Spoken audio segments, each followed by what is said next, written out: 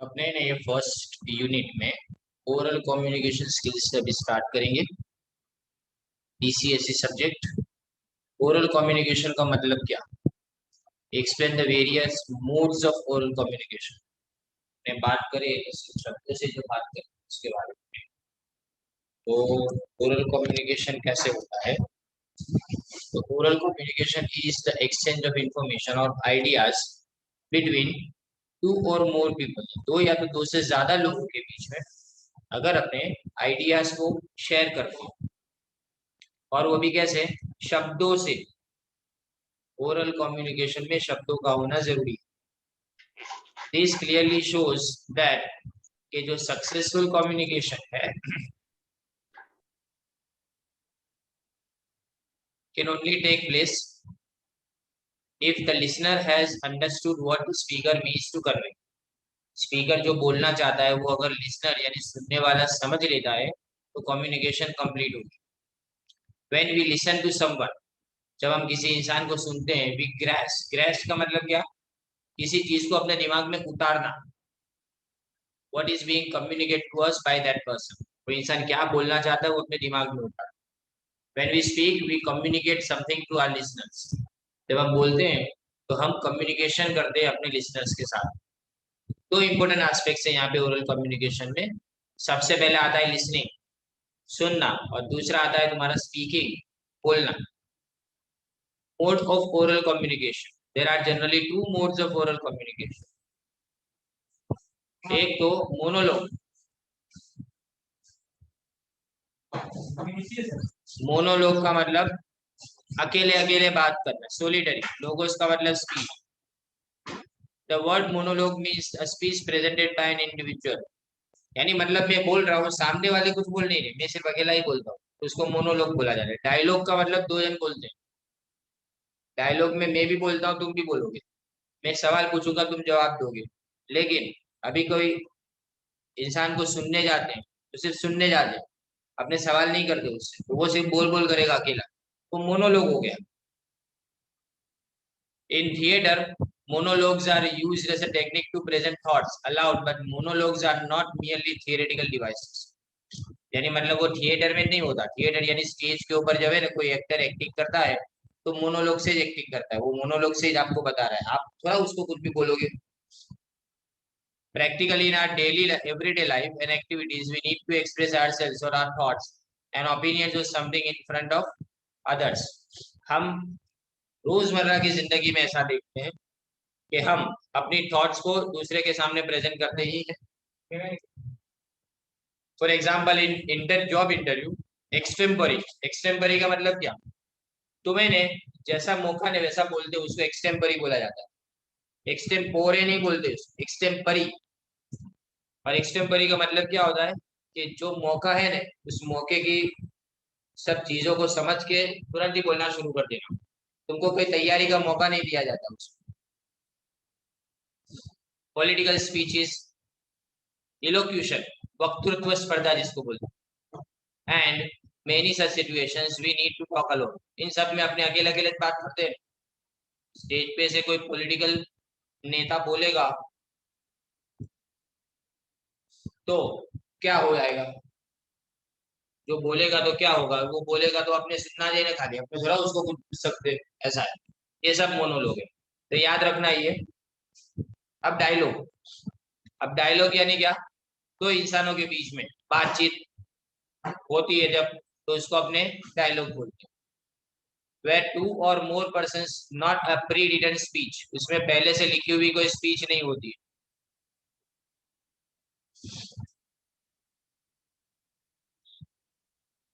Exchange process, rather they are the spontaneous communication frequently engage in dialogue with other people. If we look at the origin of the word dialogue, we will actually find the same meaning. Dialogue में भी वही वैसे ही है। अब dialogue में क्या होता है? The word comes through, in other words dialogue यानी logos का मतलब word होता है, लेकिन डाया का मतलब दो लोगों के बीच में, दो लोगों के बीच में बातचीत का आदान प्रदान दोनों होता है। Rather, we can say that the dialogues of different forms are held between the speakers of a community are the backbone of social, cultural, political, economic, or any other kind of communication. यानी आज के जमाने में अपने culture, अपनी संस्कृति को बढ़ावा देने वाले, पॉलिटिक्स को बढ़ावा देने वाले, इकोनॉमी को बढ़ावा देने वाले जितने भी स्पीचर है उन सबके अंदर डायलॉग्स होते हैं ज्यादा। And hence, to be a part of this world of activities, we need to get enough engaged in dialogues and conversation with the people around us. तो हमारे आजू बाजू के लोगों के साथ में हमको क्या करना पड़ता है, उस एक्टिविटीज के साथ में हमको आगे बढ़ना पड़ता है। अब देखो ये दूसरा आता है, ये दो चीज हमने सीखी, एक तो मोनोलॉग और एक डायलॉग, ये दोनों एमसीक्यू में आ सकते हैं।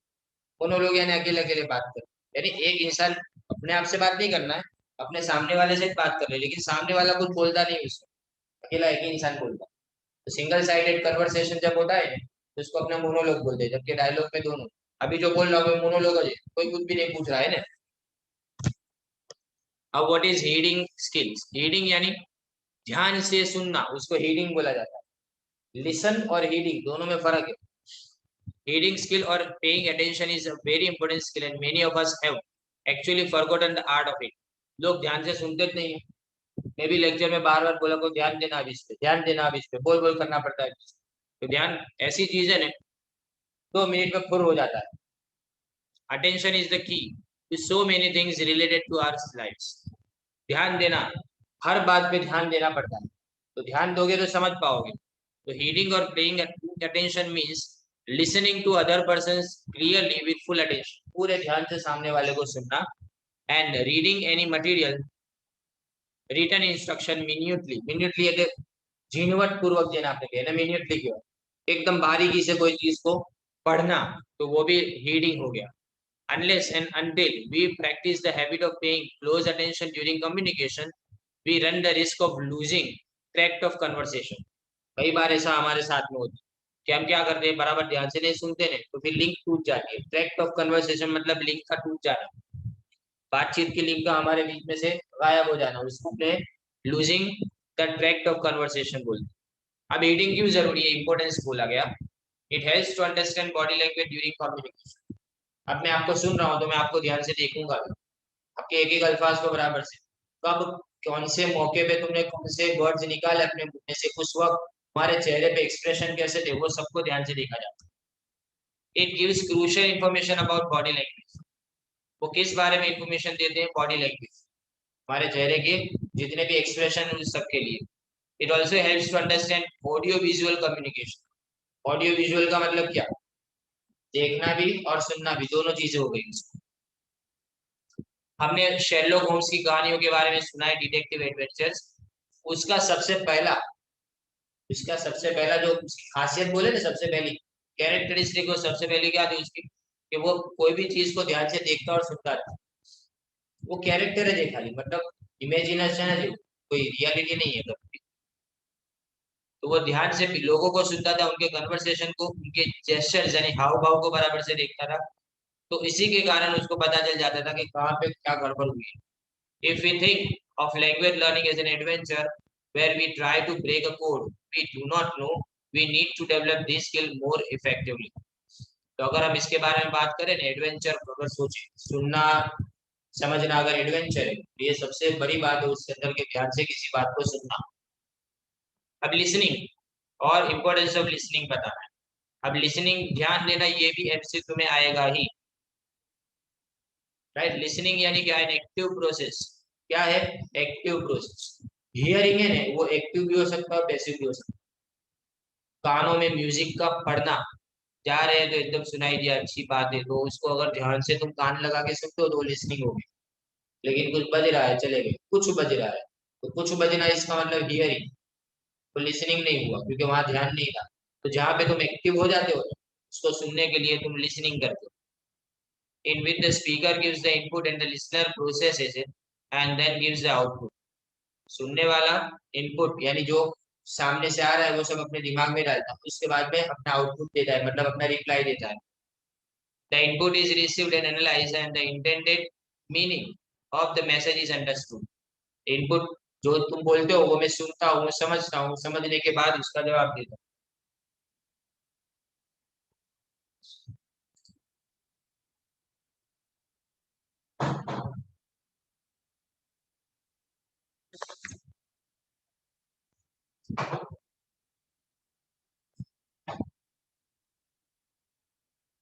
तो listening really means is listening and understanding what we hear at the same time. तो लिसनिंग का मतलब क्या होता है कि हम सुनते भी हैं और समझते भी हैं। सुनना और समझना दोनों लिसनिंग के अंदर आता है। फिर so two concurrent actions are demanded to take place in this process of listening. Two concurrent यानी साथ में होने वाली एक्शन, कि सुनने वाला सुन भी रहा है और समझ भी रहा है, तो दो एक्शन साथ में होती है, उसको अपने लिसनिंग बोलते हैं। तो यहाँ पे पहला है लिसनिंग और दूसरा अंडरस्टैंडिंग। सब एमसीक्यू के लिए जरूरी, मोस्ट इंपोर्टेंट, तो मुझे याद करना है। According to Michael Rost, 1991, listening comprises some component skills such as which are discriminating between sound. आवाज के बीच में इन्हें भेदभाव करने यानी तफावत करना कि कौन सी सुननी चाहिए और कौन सी जाने दो। फिर रिकॉग्नाइजिंग वर्ड्स, फिर उसमें से शब्दों को अपने सिलेक्ट करते। फिर identifying grammatical grouping of word, फिर इसमें ग्रामर प्रेजेंट टेंस में बोला, पास्ट टेंस में बोला, ये सब समझ। And identifying expression in set of utterances that act to create meaning. तो हम क्या करते हैं, मीनिंग समझने की बात करते हैं। जो शब्द तुमने बोले ना, उससे अपने दिमाग में मैं समझूंगा और उसका मीनिंग क्या होता है उसको ढूंढने की कोशिश करूंगा। अभी अगर तुम सुनते हो ना, तो इसमें लिसनिंग हियरिंग दोनों हो रहा है। कुछ के दिमाग में जा रहा है, कुछ खाली सुनने के लिए बैठे, बराबर। तो identifying expressions and set of utterances that act to create meaning. Utterances मतलब उद्गार के भाई, थोड़ा मान लीजिए शब्दों निकले ना, तेना आपने अटरेंसेस कही। Connecting linguistic cues, linguistic cues का मतलब शब्द, शब्दों को एक दूसरे के साथ जोड़ेंगे। एंड टू नॉन लिंग्विस्टिक, साथ में वो भी देखेंगे, कोई इंसान हंस रहा हो और रोने की बातें कर रहा हो, तो कुछ मेल नहीं खा रहा है, कि उसका चेहरा कुछ अलग बयान कर रहा है, उसकी बातें कुछ अलग बोल रही है। ऐसा होता है ना कई बार, तो चेहरे के एक्सप्रेशन से पता नहीं चलता इंसान। Two non linguistic body language and paralinguistic cues यानी वॉइस, पैरालिंग्विस्टिक यानी वॉइस। कोई इंसान गुस्से में है कि नहीं, तो कैसे पता चलेगा, जोर जोर से चिल्ला के आवाज करेगा नहीं, तो अपने समझ जाएंगे कि वो क्या कर रहा है, वो गुस्से में बात कर रहा है। तो ये क्या हो गया उसके अंदर, ये भी वही सेम पैरालिंग्विस्टिक क्यूज यानी वॉइस हो गया। पैरालिंग्विस्टिक यानी लैंग्वेज से ऊपर साथ में मिला। Using background knowledge experience to predict and later to confirm meaning and recalling important words and ideas. For example, lawyer listening to his client. जो लॉयर है ना, वो अपने क्लाइंट के बारे में, क्लाइंट से सुनता है ना जब, तो इतना ध्यान देके सुनेगा ना, हर बात को बराबर ध्यान से सुनेगा।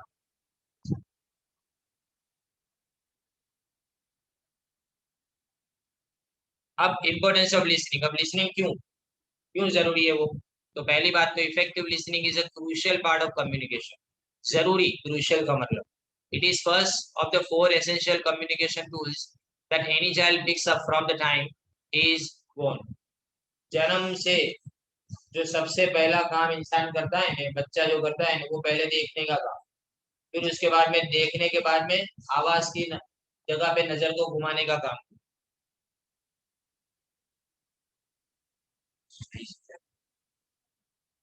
In fact, it is said that a child reacts to sounds even when inside the mother's womb. वो नहीं बोलते कि वो कौन था, अर्जुन का बेटा, उसने अपनी माँ के पेट में सुन लिया था कि वो चक्रव्यूह को कैसे हटाया जाता है, उसको भेदा कैसे जाता है, लेकिन बाहर निकलना भूल गया वो, तो तब उसकी माँ सो गई थी।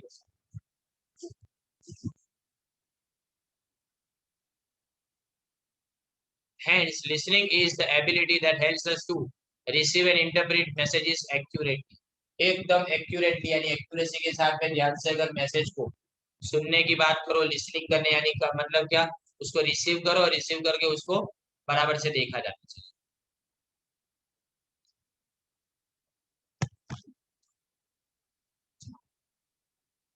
If one can not listen effectively, अगर कोई इंसान बराबर से सुन नहीं पाएगा, द एंटायर प्रोसेस ऑफ, अच्छा देखो, without this no effective listening, यानी मतलब ध्यान से सुनोगे नहीं तो कैसे लिसनिंग पॉसिबल होगा। दूसरी बात कि if one can not listen effective, अगर कोई इंसान बराबर से सुनता नहीं है, तो कम्युनिकेशन वहीं पे टूट जाएगा, ब्रेक डाउन हो जाएगा। तो written communication often misses many nuances. Nuances यानी नई चीजें, तो नई चीजें नए प्रयोग होते हैं उसको न्यूएंसेस बोला जाता है। Of language there are part of spoken communication. The rhythm, rhythm लिखी हुई चीज को तुम पढ़ रहे हो तो उसमें पता चलेगा कि बोलने के टाइम पे यानी लिखने के टाइम पे उसके माइंड में क्या एक्सप्रेशन थे, उसके माइंड में क्या एक्सप्रेशन है वो पता नहीं चलेगा। पिच, पिच का मतलब धीमे से बोल रहा है, जल्दी बोल रहा है, क्या।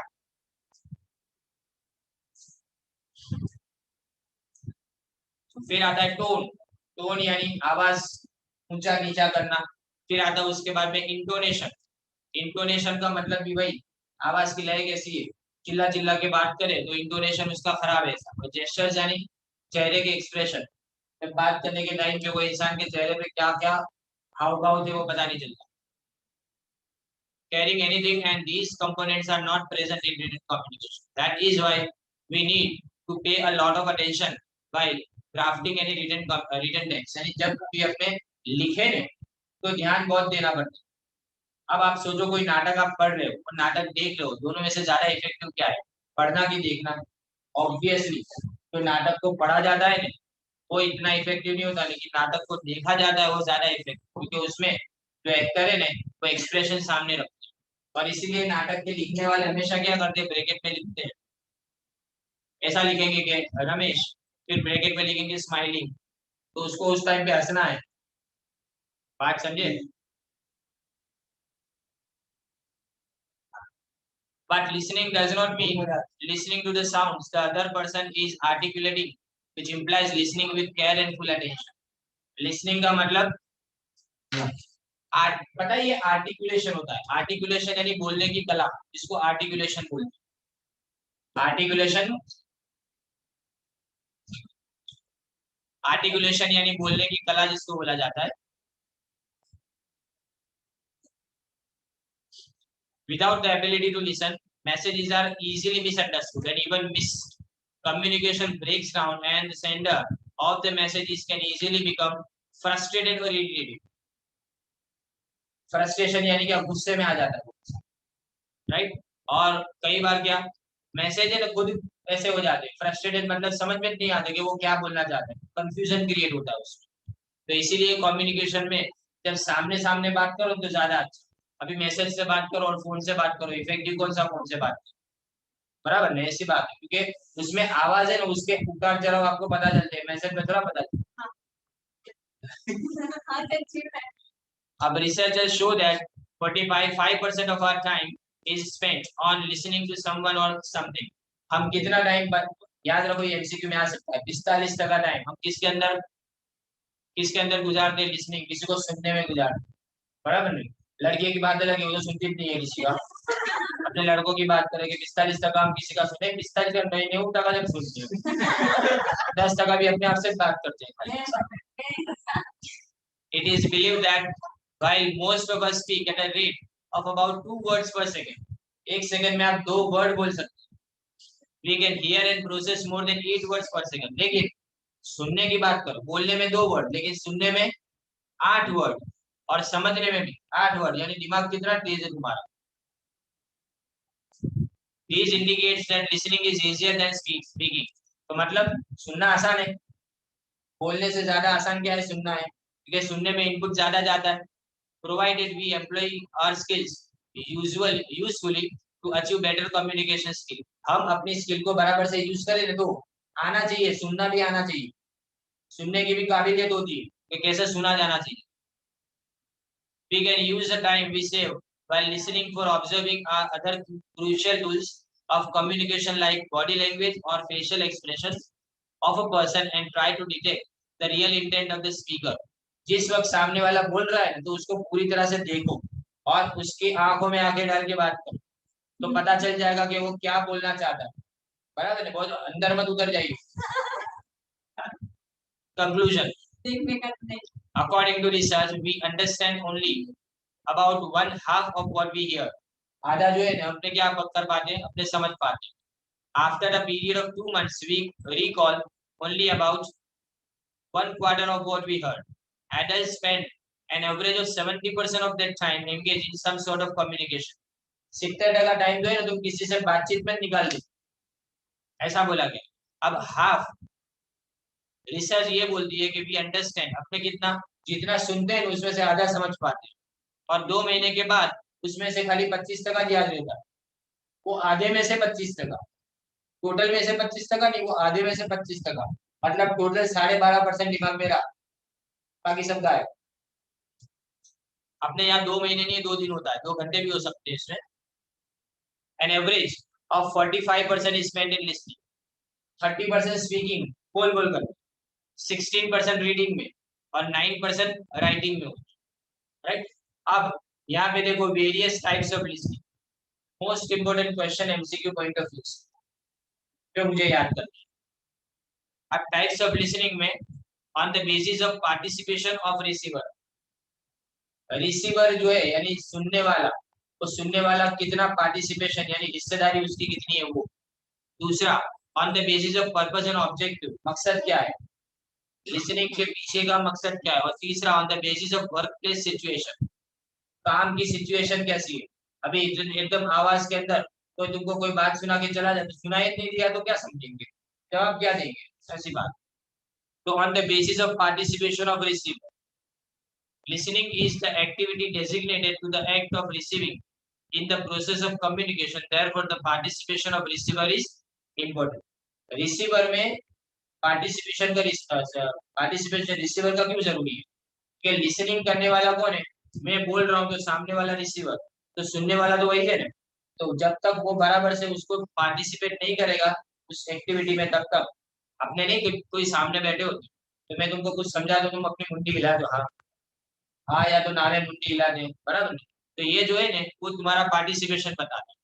तो factors ascertaining types of listening are, पहली बात तो रिसीवर का इंटरेस्ट होना चाहिए, बराबर है, जो शायरी में कभी नहीं होता है, पहली बात। फिर पर्पसफुल लिसनिंग, क्यों सुन रहे हैं अपने बात, किसी की बात अपने क्यों सुन रहे हैं, जो उसकी बात सुनने के पीछे कोई मकसद ना हो तो मैं क्यों सुनूंगा उसके बाद, ऐसी बात।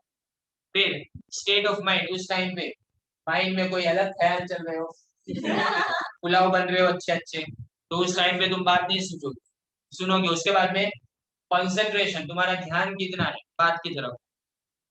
एंड एबिलिटीज, एबिलिटीज मतलब वो कान भी तो बराबर चलने चाहिए ना, आदमी बहरा हो तो क्या बोलोगे, ऐसी बात। तो these types are can be understood as passive listening, here listener is physically present।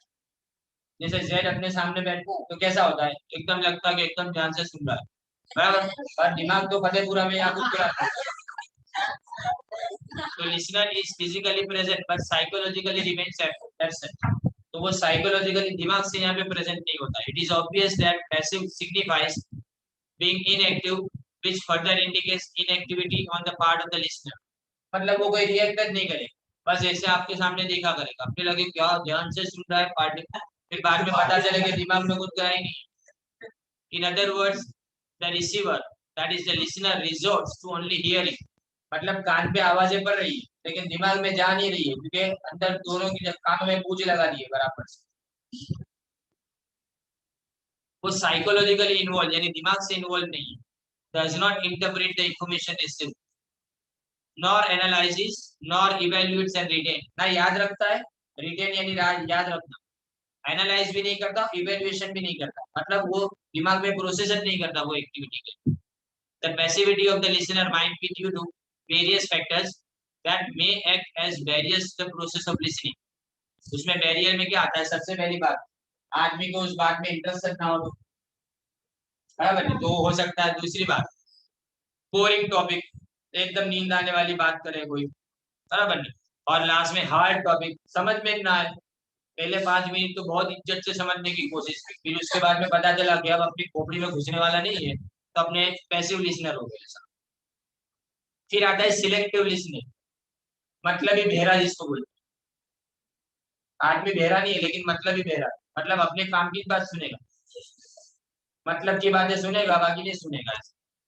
तो selective listening is also termed as marginal listening, थोड़ा बहुत सुनना, ये अच्छा है। इसकी कंपैरिजन में पैसिव, पैसिव में तो कुछ भी नहीं सुनता, या थोड़ा तो सुनता है listens for a select period of time, later withdraws psychologically, physical, even organizational, technical or external barriers. अब अच्छा तो नहीं लगता, लेकिन एग्जाम्पल अपने सामने दे, बराबर है। क्या होता है उसमें कि 5 मिनट जब बोलता हूँ कि भाई ध्यान दे, तो ध्यान होता है 5 मिनट, 7 मिनट, 8 मिनट, उसके बाद में धीमे धीमे धीमे धीमे गायब वापस। फिर वापस 10-15 मिनट के बाद में पता चले कि ये कोई जगह पे, अलग जगह पे है दुनिया इसकी, तो उसकी दुनिया को वापस अपनी दुनिया में लानी पड़ती। ये सिलेक्टिव लिसनिंग हो गया। फिर आता है प्रोजेक्टिव लिसनिंग। प्रोजेक्टिव लिसनिंग का मतलब क्या, मुझे जो पसंद है वो मैं सुनूंगा, वो दिमाग में उतारूंगा। जो पसंद सुनेगा पूरा कोई इंसान, लेकिन जो पसंद है वो दिमाग में उतारेगा, बाकी सब फेंक देगा। इसको प्रोजेक्टिव लिसनिंग बोला जाता है। Due to some pre existing notions, likes, dislike, preference, notions or biases of the listener that get projected while listening and creates a block which bars the listeners from listening. अब बहुत अच्छा example है, किसी के साथ में तुम्हारा झगड़ा हो गया, अब उसके बारे में बात चल रही है, उसकी बुरी बुरी बातें अच्छी लगेगी उस कॉन्वर्सेशन के अंदर, अच्छी बातें कोई बोलेगा ना तारीफ जानते, वो बातें मत कर, दूसरी बात बोल, हाँ अभी बुरे हुए तो अपने भी बुरे ही चाल रहे। लेकिन अगर किसी के साथ में मोहब्बत होगी तो उसकी सब अच्छी अच्छी बातें अच्छी लगेगी, अगर उसकी कोई बुराई करेगा तो वही पे चप्पल निकाल के मारे। ये प्रोजेक्टिव लिसनिंग का एग्जाम्पल। यानी मतलब पहले से तुम्हारे माइंड में बायस यानी पूर्वग्रह है, पहले से तुमने सोच लिया है कि मैं इतना ही सुनूंगा और यही सुनूंगा, बराबर।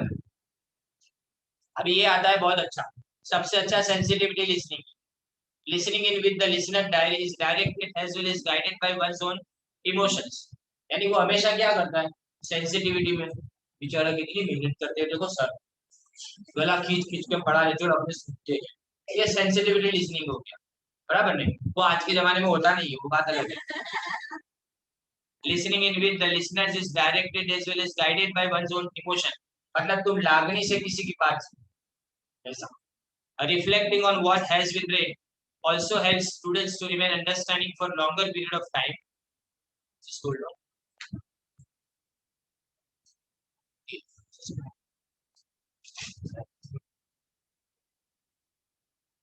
Okay.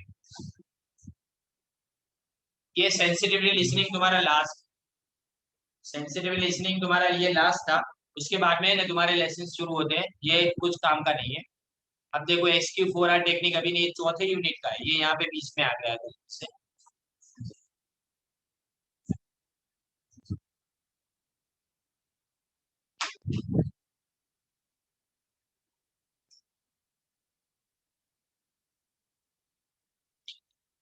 अब आगे दूसरा एक टॉपिक अपने शुरू कर रहे हैं, देखिए ये वोकेबुलरी, एडजेक्टिव और एडवर्ब्स।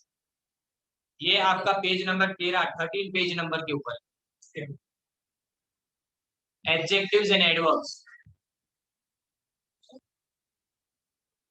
एडजेक्टिव का मतलब क्या, विशेषण, इसको बोलते हैं गुजराती में, किसी इंसान के बारे में, किसी चीज के बारे में कुछ एक्स्ट्रा बताने वाले। यानी ब्यूटीफुल गर्ल, तो गर्ल कैसे तो ब्यूटीफुल। राउंड ग्लासेस, तो ग्लासेस कैसे तो राउंड, ये एडजेक्टिव हो गया, बराबर है। तो अपने ये पूछेंगे, आपको एडजेक्टिव भी पूछेंगे और एडवर्ब भी पूछेंगे। देखो यहाँ पे जैसे यहाँ पे बताया गया है, जो मॉडिफाई करता है या तो डिस्क्राइब करता है नाउन या तो नाउन फ्रेज को, जैसे कि शेप आता है round table, round plate, square table यानी स्क्वायर टेबल, कलर में green, mango black, black dress, green mango black dress, ये सब है ना।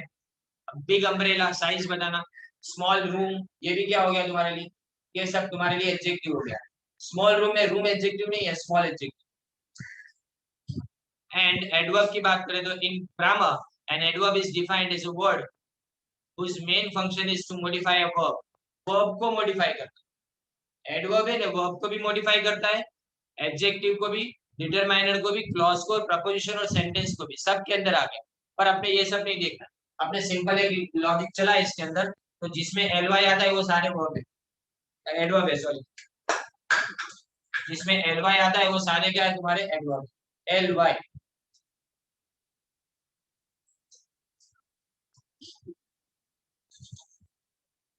शी रन्स क्विकली, तो रन्स भागती कैसा है, तो भागने की क्रिया जो है ना उसको मॉडिफाई करा, यानी उसको ज्यादा बढ़ा के बोला कि क्विकली, तो ये क्विकली में एल वाई आया ना झेलने, तो वो एडवर्ब।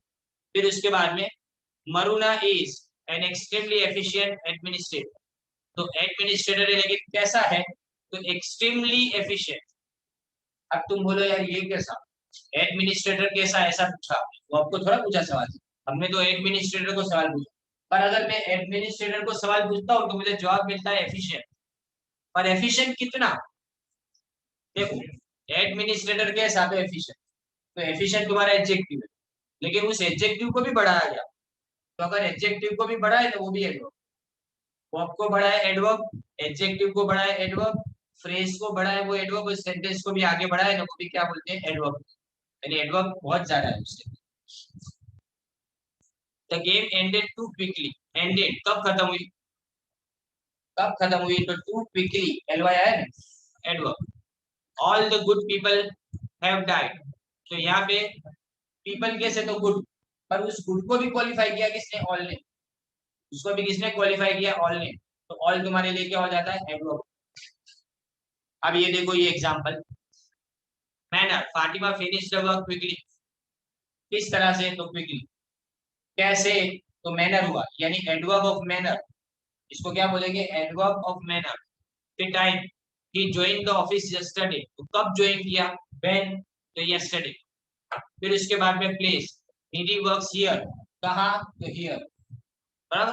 फिर इसके बाद में फ्रीक्वेंटली, कितनी बार, तो देखो I watch this program daily, रोज। डिग्री, ही रेन फास्टेस्ट, कैसे, तो कितना तेज भागा, तो फास्टेस्ट, बाकी सबसे भी आगे, इस तरह से। अब ये टाइप्स ऑफ सेंटेंसेस जो कल हमने किए थे वो, पर अपने यहाँ पे अभी क्लॉज और फ्रेज के बारे में सीख लेते हैं। देखो क्लॉज यानी क्या, जिसका खुद का सब्जेक्ट, कर्ता हो और क्रियापद हो, वो क्लॉज। लेकिन फ्रेज में ने कर्ता भी अधूरा होता है और क्रियापद भी अधूरा होता है, दोनों अधूरे होंगे। मैं आपको बताऊं इसके एग्जाम्पल से, देख आई केम टू कोलकाता यस्टरडे, तो आई करता है, केम वर्ब पूरा है। कैसे पता चला पूरा है, कि केम को देखने के बाद पता चलता है कि ये पास्ट टेंस में, जिससे पता चले ना कि उसका कार्ड कौन सा है, यानी भूतकाल है, वर्तमान काल है कि भविष्य काल है, ये पता चल जाए ना तो वो सेंटेंस पूरा है, यानी मतलब वो क्लोज हो गया। जैसे दूसरे में देखो, रिचा इज ग्रेजुएट, तो रिचा करता, इज से पता चला ना कि प्रेजेंट टेंस में, वर्तमान काल में पता चला ना, तो मतलब ये क्लॉज है। तीसरा देखो, Suhasini will send you the report, तो सुहासिनी करता और विल आया तो इसका मतलब भविष्य काल पता चल गया, तो मतलब ये क्लॉज है। अब देखो ये नीचे फ्रेज में देखो, फ्रेज यानी शब्द समूह, तीन चार शब्दों को एक साथ में लिख दो, द टॉल मैन, तो टॉल मैन में करता है क्रियापद का है, बताओ, नहीं। दूसरा देखो, will agree to your point, पर कौन, विल एग्री, कौन कौन एग्री करेगा, करता नहीं है यहाँ पे, तो मतलब ये भी आधा अधूरा सेंटेंस, तो इसको फ्रेज बोलेंगे। फिर फॉर 20 डेज, ना करता है ना क्रियापद है, कुछ भी नहीं, तो ये भी क्या हो गया तुम्हारे लिए फ्रेज, यानी शब्द समूह हो गया। अब ऊपर वाले sentence, although I am hungry I can wait a few hours more, दो अलग अलग सेंटेंस है, देखो कॉमा के पहले का और कॉमा के बाद का। ऑल्दो आई एम हंग्री, तो आई एम हंग्री लिखा है, तो आई करता और एम से पता चला कि वर्तमान काल, तो मतलब ये पूरा क्लोज हो गया। अब दूसरा देखो, I can wait for a few hours more, I करता और कैन वेट का मतलब अभी वर्तमान काल में, यानी प्रेजेंट टेंस में कैन का मतलब अगर कैन नहीं होता तो कुड होता, उसको बना सकते हैं ना अपने, तो मतलब दोनों ही तुम्हारे क्लॉज है। आगे देखो, whoever is doing this is well aware of our activities, तो whoever is doing this, whoever करता, is है तो तुम्हारा क्या मिल गया तुमको, वर्तमान काल मिल गया। this is, दूसरा देखो तो this is में भी this तुम्हारा करता हो गया और is तुम्हारे लिए क्या हो गया, verb हो गया, यानी मतलब तुमको प्रेजेंट टेंस इससे पता चलता है, तो ये दोनों भी तुम्हारे लिए क्या हो गए, दोनों तुम्हारे लिए क्लॉज हो गए। जब क्लॉज हो गए तो इंडिपेंडेंट तुम्हारे लिए क्या होगा, डूअर ऑफ द एक्टिविटी, यानी कर्ता भी अलग से होगा और क्रियापद भी अलग से, यानी वर्ब भी अलग से होगा, और तुम्हारा डूअर ऑफ द एक्टिविटी भी, यानी सब्जेक्ट एंड प्रेडिकेट इसको बोला जाता है इंग्लिश में। और मैं तुमको तुम्हारी लैंग्वेज में समझा रहा हूँ, ठीक है। ये देखो, ये क्वेश्चन आंसर वो ऊपर से लिसनिंग वाले जो चैप्टर था ना उसके अंदर से पेन ईटर वाले क्वेश्चन के क्वेश्चन आंसर पूछे नहीं जाने वाले तो क्या। देखो ये आया तुम्हारा, identify the adjectives from the following sentence, सब टिक किया हुआ है इसमें। नेक्स्ट पेज पे, पेज नंबर 16 पे आप देखो, this soap is not edible, कैसा है, कैसा नहीं है, तो एडिबल, एडिबल यानी खाने लायक नहीं, साबुत सूप है, सॉरी सूप सूप है, तो सूप है वो नॉट एडिबल यानी खाने लायक नहीं है, उसको खाना मत। He is wearing a sleeveless jacket, तो जैकेट के साथ आया ना, ये एडजेक्टिव है। This shop is much nicer, तो शॉप कैसी है, नाइस, तो शॉप को जब अपने क्वालिफाई कर रहे हैं, he has used meaningless sentence, sentence के साथ and mother said giant monsters are hiding under my bed, तो monster कैसे, तो giant। अब एडवर्ब देखो, mom swims well, तो स्विमिंग कैसे करती है, well यानी अच्छी तरह से। फिर she spoke softly, तो कैसे बात की, softly। अनाम shouted loudly, कैसे, loudly। she plays the piano, तो कैसे प्ले करती है, beautifully। एलवाई आता है देखो सब में, वेल में नहीं है, बाकी सब में तो एलवाई है। The man ran hastily towards front gate, कैसे भागा, hastily यानी जल्दी में। Identify the adverbs from the following sentence, 5 sentence से लास्ट देखो,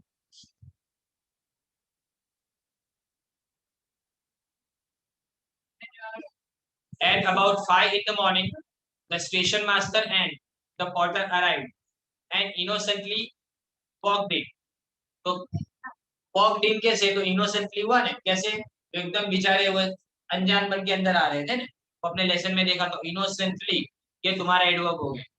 फिर देखो, he did not visit these parts again, though one was constantly hearing of his ravages, क्या लिखा है, constantly, एलवाई देख लो, सबसे इजी है। फिर देखो थर्ड में, I instantly recognise him by right front forepaw where 3 toes and claws are missing, तो क्या लिखा, इंस्टेंटली, एलवाई है ना उसमें। एंड आई स्विफ्टली, अगेन आया एलवाई, बहुत सीधा होता है ये। And he would have scooped portions of me out of his use, but fortunately I sat right at the center, a hair's breadth out of his reach on any side, that's it। अब एक last है ये बाकी, declarative वाला sentence, फिर dependent clause वाला अपने कल करेंगे। देखो यहाँ पे डू यू थिंक क्वेश्चन आया ना, तो इंटरोगेटिव सेंटेंस, क्वेश्चन आया तो क्या हो गया, interrogative sentence. I may start the work next week, ये डिक्लेरेटिव, मैंने किसी को बताया कि मैं चालू करूंगा अपना काम ऐसे। What a great movie it was, exclamation की साइन है चल, एक्सक्लेमेटरी सेंटेंस। फिर is there any petrol pump nearby, question mark है, तो क्वेश्चन मार्क यानी क्या हो गया, इंटरोगेटिव सेंटेंस, बराबर है। और लास्ट में she is a genius and we all know that, तो ये डिक्लेयर किया हमने किसी के सामने, तो डिक्लेरेटिव सेंटेंस।